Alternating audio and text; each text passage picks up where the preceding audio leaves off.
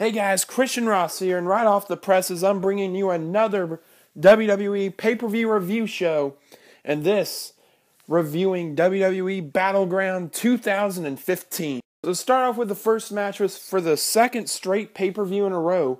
The pre-show match was King Barrett taking on R-Truth, and this match, it was a pre-show match. Didn't really have that very many good spots, but it definitely pumped the crowd up pretty good. I hope this can really set an end to the King Barrett and R-Truth feud. It's kind of a senseless feud, I think, just because, R-Truth wasn't even the person to go on to be in the finals in the King of the Ring. It was Neville. So I'm just kind of a little bit surprised about that. It's kind of boring on that fact. But, how they were playing R-Truth tonight, with his interview with JoJo before the match and kind of his demeanor, maybe setting him up for a heel turn, really. He had one of the absolute worst heel runs back in 2011, but, it'll be pretty interesting to see what WWE does with him here leading forward. So the first match on the main card was Randy Orton versus Sheamus. I watched a few pre-show reviews like this, kind of giving a rundown of what the card was and that sort of thing. And a lot of people said this was going to be the sleeper match. This was going to be the match that, nothing really goes on. But, it probably was in my top 3 favorite matches of the night. It was a good physical match, and especially the ending, that RKO out of nowhere by Randy Orton. Very good. I could see these two going on to SummerSlam to have a match, possibly for the Money in the Bank briefcase. They're just going to have something intriguing going on here, because if you go back into the 2010 rivalry that Randy Orton had with Sheamus, it was for the championship, but it still was not a very high caliber feud. And, I was a little bit surprised to see Randy Orton win, just because Sheamus is Mr. Money in the Bank, and it always seems like once somebody gets that, they get on sort of a pay-per-view roll where, they're pretty unstoppable for the time being. So, I just really was expecting Sheamus to come out with this one, but, like I said, if they go on to SummerSlam to have a match for the briefcase, I definitely could see Sheamus walking out there, because almost every year in recent memory, they have had a one-on-one match for the briefcase, and always it usually comes out that the person who won Money in the Bank at the pay-per-view comes out on top. So, it'll be interesting leading forward, just like the King Barrett R-Truth. So now the next match of the night was the only tag team match of the night. It was for the tag team championships, which saw the Primetime Players defeating the New Day. The New Day members that were in the match were Big E and Kofi Kingston. I don't know where the Primetime Players have come at, especially Titus O'Neil, but he has been absolutely so entertaining over the last about 2 months. I kind of feel, I like the Primetime Players, but I kind of feel like they're holding him back being in a tag team. Just the kind of stuff that we've seen out of him, since pretty much right after Extreme Rules.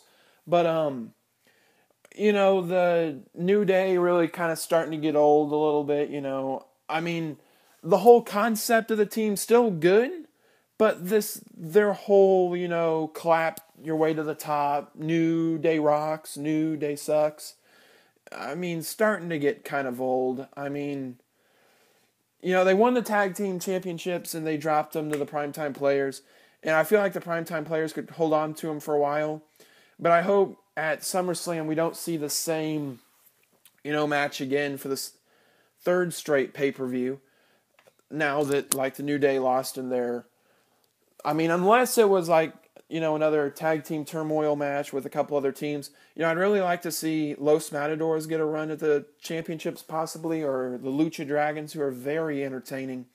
But, both Darren Young and Titus O'Neil doing great work tonight again.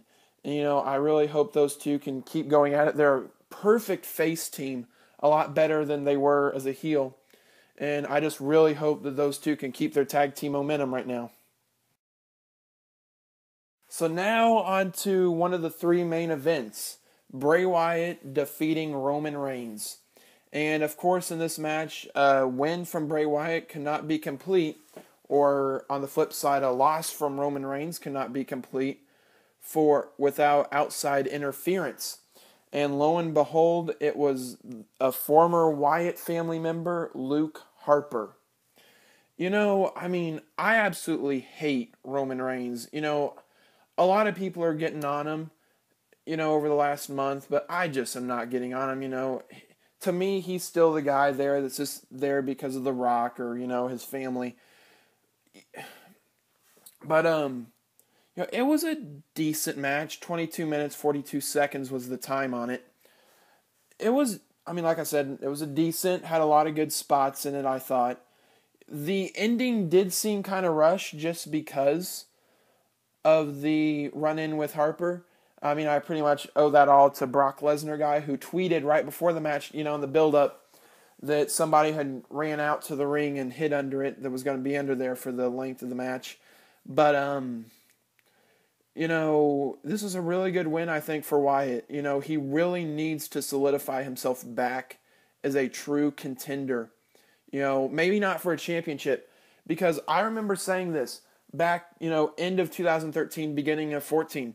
Wyatt could lose every single match he was in, and I truthfully believe this, but still get his point across, still his character just work. Wins and losses didn't really have to, build him. But, of course, right after he loses to John Cena, which I'll get to here in a little bit, at WrestleMania, and then he beat him at Extreme Rules, but then in the final match they had at Payback, John Cena winning. He has just been on a slow downturn ever since. And now it's starting kind of to get a little bit, okay, let's get some wins here for Wyatt. But, I think it'd be really good if Wyatt could win clean.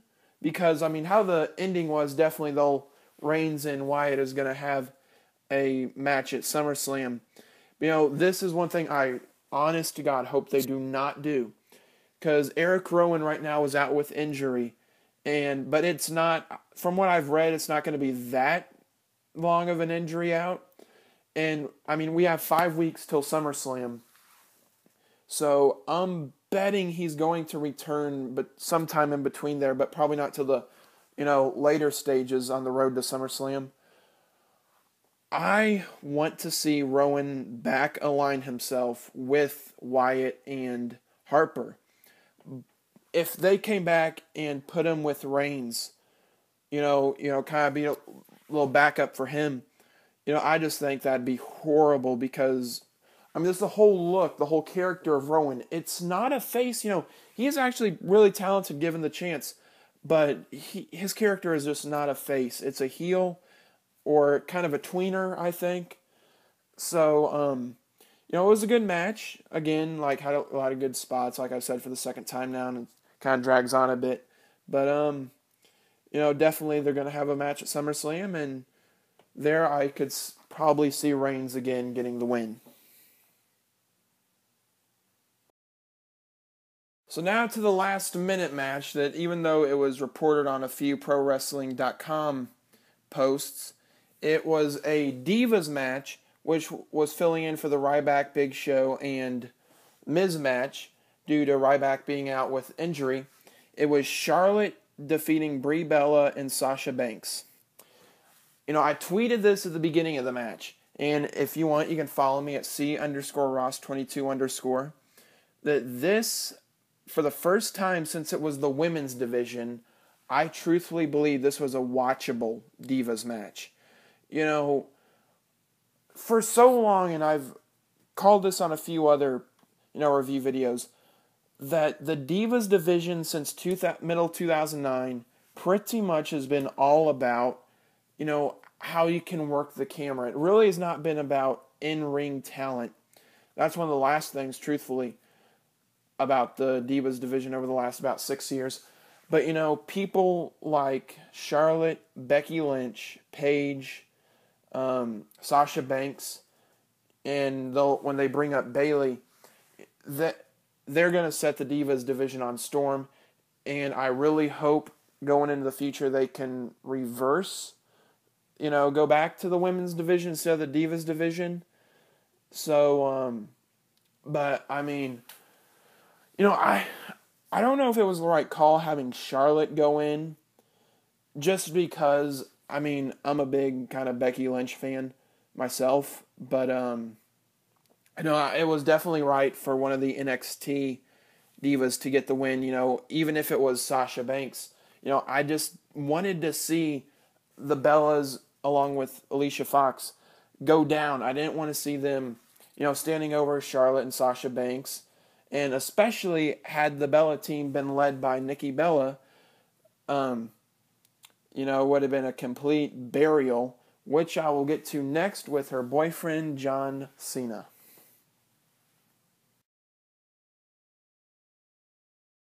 So now for the third show in a row, the headline match that I believe that has been the most entertaining, physical, everything you find in a WWE match was John Cena versus Kevin Owens, in which, you guessed it, John Cena came out with the win. Wow. A lot of people talk about this, how John Cena is just the absolute Undertaker, no pun intended, when it comes to younger talent. But tonight, it is going to take some work to rectify WWE's decision here with John Cena going over on Kevin Owens. Kevin Owens on the main roster, younger main roster, probably has to be one of the most entertaining superstars out there. And here you have this young talent who has been doing excellent mic work, excellent ring work, pushing his body to the limits. And now he gets 2 straight losses to John Cena at a pay-per-view. At Elimination Chamber, the world was absolutely stunned in silence when Owens defeated Cena. And now it's anything but that when Cena defeats Owens for the championship at Battleground.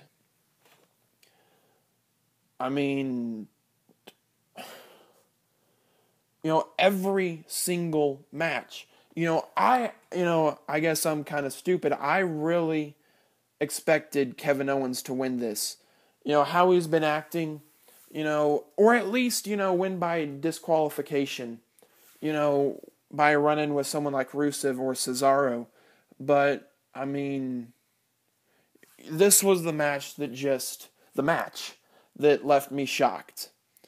It was, again, a wonderful match. Absolute, incredible. Usually there are 4 matches that are on the ballot for Match of the Year when it comes to the Slammies. And I truthfully believe if, I was the head of WWE, I would pick John Cena versus Kevin Owens or Elimination Chamber, Money in the Bank, and Battleground to be on the ballot of the 3 of the 4. So, even if they did have another match at SummerSlam, it still would not rectify Owens losing here.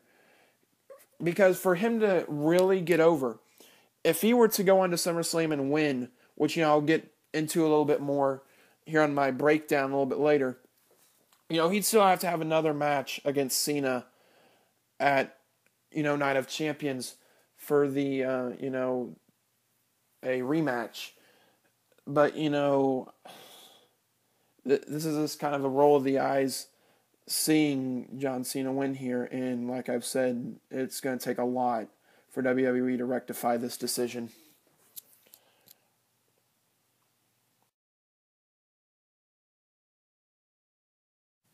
So now on to the main event, which saw WWE Champion Seth Rollins go up against the Beast, Brock Lesnar. And, the start of this match, it surprised me, or scratch that, didn't surprise me. Seth Rollins, kind of getting the upper hand at the beginning before, traveling to Suplex City. But, after about the 3 minute mark, or 3 to 5 minute mark of the match, it was all Lesnar. Not delivering one, not two, not three, not even seven, but 15 suplexes to Seth Rollins. And, that was pretty much all that really consisted of the match, was those 16 suplexes from Lesnar, until the lights go out, gong, The Undertaker returns to absolutely decimate Brock Lesnar. Yes, you heard me right. The Undertaker, who has not been seen since WrestleMania 31 after he beat Bray Wyatt, who before that had not been seen since losing at WrestleMania 30 to none other than Brock Lesnar. Now, all in all, it was a no contest. I'm not going to get too much into the, recovery of the Lesnar Undertaker feud until, my breakdown. But, Seth Rollins coming out on top at Battleground due to no contest. Really, he didn't come out on top. Lesnar didn't lose, or vice versa. It was just a no contest. And, I didn't think that was the right way to end it. In my opinion, wish there could have been a winner coming out of it. But, how the match was turning, it was looking like it was, even if it had been DQ, I wish there would have been a winner, walking out with their hand raised before any real interruption came out. So, Rollins keeping the title, which, a lot of people expected. Deep down in their hearts, people knew he was going to retain, but he was not going to go to Suplex City before that. So, props to Rollins, and I just hope now on Monday Night Raw they can give him the props that he deserves, because he came a lot closer to beating Brock Lesnar than Roman Reigns did at WrestleMania, and that is one thing I am getting sick of, is hearing how close Roman Reigns came to beating Brock Lesnar. He hit him with one Superman punch. For the first 5 minutes of this match, Rollins was on top. So, yeah, Rollins deserves a lot more props than Reigns does.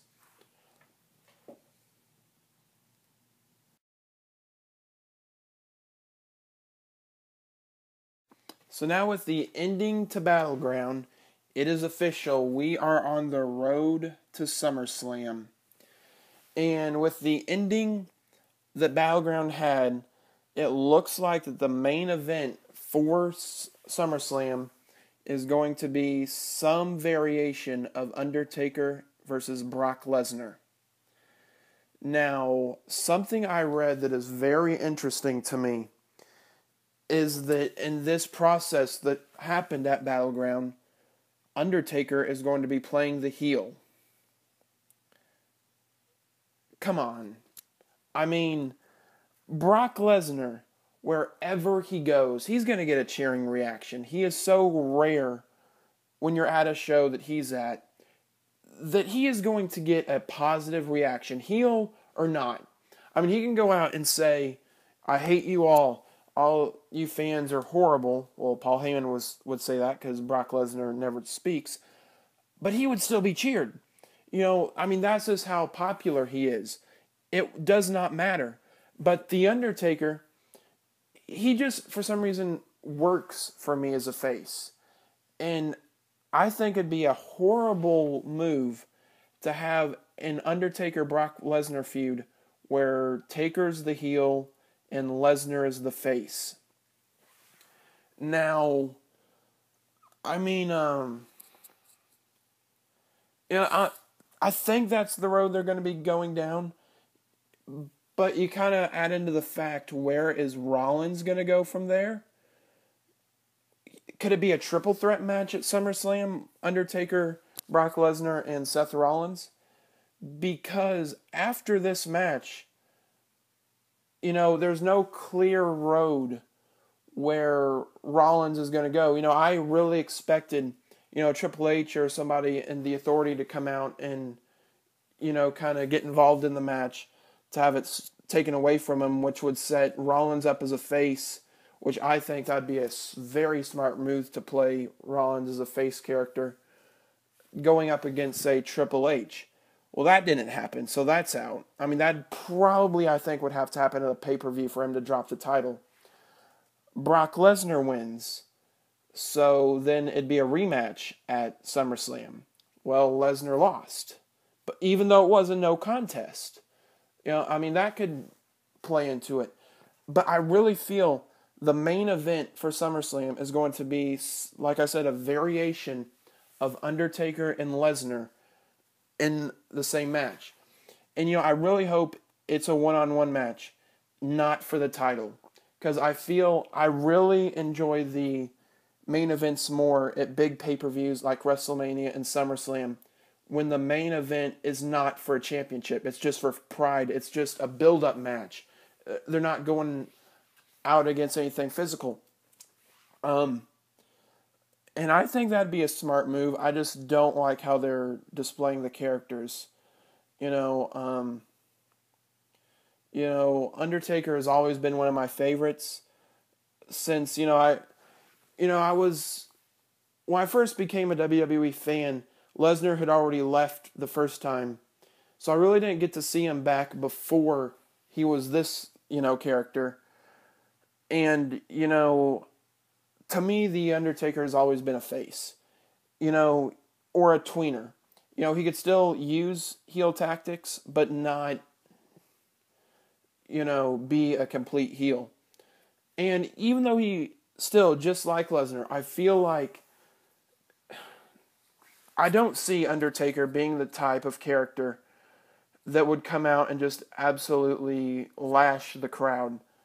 Even though, after his loss at WrestleMania 30, I really did expect a heel turn in his, future. Just because of that, because that's such a deep loss. It's just really confusing because, here now coming into SummerSlam, we have absolutely no idea how things are going to go, except for, some variation of Lesnar and Undertaker.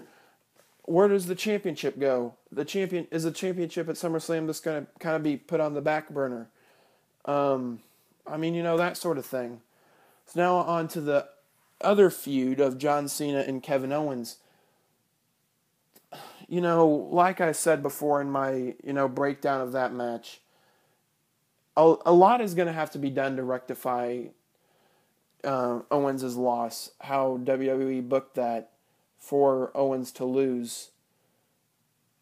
Just off the fact that, now you have so many outside elements of Cesaro getting involved or Rusev getting involved that would set up possibly a fatal four-way, if not a triple threat match for the United States Championship at SummerSlam, which I would say would take away a lot of the nostalgia that, Owens and Cena have been building up. They've been working perfectly together over the last 2 months now. And it's just going to be, again, interesting to see how they go about it. I have absolutely no doubt that SummerSlam is, once again, probably going to be the best pay-per-view of the year, which it always is in my book. Even though which would I rather attend, a SummerSlam or WrestleMania, I'd have to say WrestleMania. But, SummerSlam, I always feel, has been the best pay-per-view year in, year out. And I have absolutely zero, confidence that it's not going to be like that again this year. It's already a sold-out show. It's going to be in somewhere other than Los Angeles for the first time since 2009. And, they're really going to have to pack this show in. There was reports that Sting is going to be there that could possibly set up this, a Undertaker Sting match at WrestleMania next year, which, the more I think about it, the more truthfully I don't want to see that, because, it looks good on paper, but just the ages of the two. It seems like it'd be a better match in a video game than it would be live in front of over 100,000 people. No doubt about it, a match like that would sell tickets for WrestleMania. I already got 2 tickets ready to order when tickets go on sale, like November, December, because I'm going next year. But it just all comes down to what is going to be done at SummerSlam, because I truthfully believe how big SummerSlam is going, or WrestleMania is going to be next year.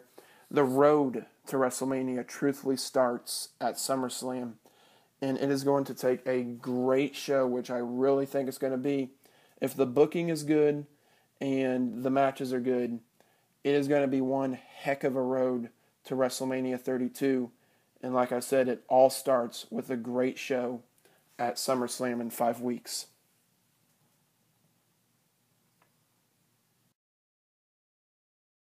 So what did you guys think of Battleground? Go ahead and put that in the comments. If you give it a thumbs up, like this. If you didn't like the pay-per-view, dislike this. So, I'm a person really who just thrives off of people's opinions. So, tell me what you thought. Was it good? Was it bad? So, thanks for watching this video. Thanks for continuing to watch my videos. It means a lot to me. And have a good day. Like, comment, subscribe. Thanks.